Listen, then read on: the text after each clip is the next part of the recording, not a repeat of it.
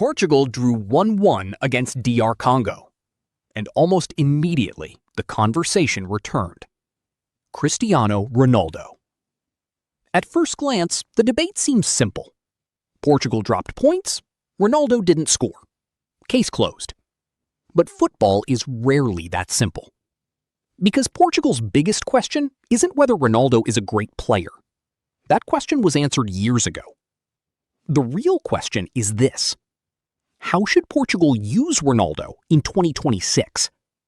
Because the version of Ronaldo playing today is very different from the version that terrified defenders a decade ago. And after the DR Congo match, that reality became impossible to ignore. The problem isn't Ronaldo. Let's start with something important. The DR Congo draw was not Ronaldo's fault. Portugal controlled possession. Portugal controlled territory. Portugal completed hundreds of passes. But possession alone doesn't win football matches. Portugal struggled to create clear chances. They moved the ball well. They circulated possession. But too often, the attack lacked penetration. That's not entirely a striker problem. A striker can only finish the chances he receives. And against DR Congo, Portugal's attack often looked slow and predictable. Blaming everything on Ronaldo misses the bigger picture. The system itself had problems. But that doesn't mean Ronaldo escaped scrutiny. What Ronaldo still gives Portugal? Even at 41 years old, Ronaldo still offers things few players can. Defenders respect him. Center backs track him constantly. His movement inside the penalty area remains dangerous. And perhaps most importantly, he still has the ability to score from almost nothing. Portugal know that one cross, one rebound, one loose ball can become a goal. That's why managers continue trusting him, because elite goal scorers don't lose their instincts overnight. Against DR Congo, there were moments when Ronaldo's positioning created opportunities that another forward might never have reached. The problem is that football isn't only about those moments anymore. What Ronaldo no longer gives Portugal. The difficult reality is that age changes every player, even the greatest. The younger Ronaldo could press relentlessly, attack defenders repeatedly, explode into open space, create chances by himself.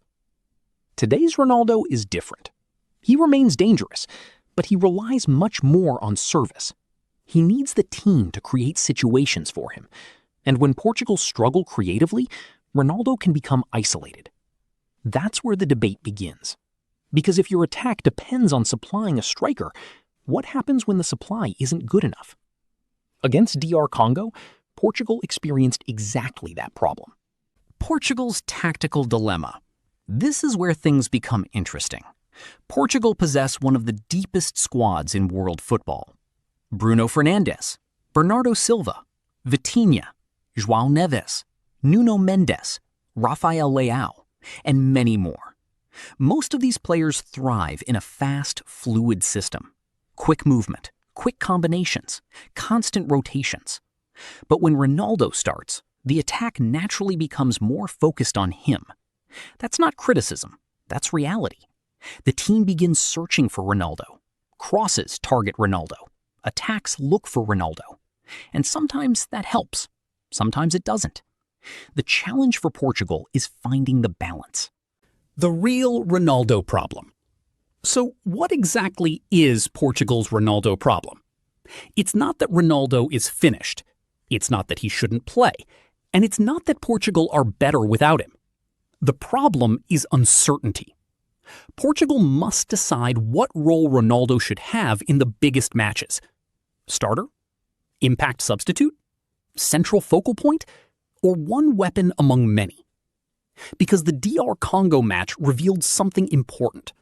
Portugal don't have a Ronaldo problem. They have a decision problem.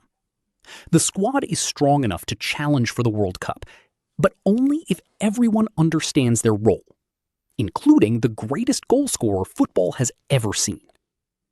And the answer Portugal chooses over the next few matches could shape their entire World Cup journey. Will Ronaldo lead Portugal to glory one final time? Or will Portugal need to evolve beyond the system that has revolved around him for so many years? That's the question the entire football world is waiting to see answered.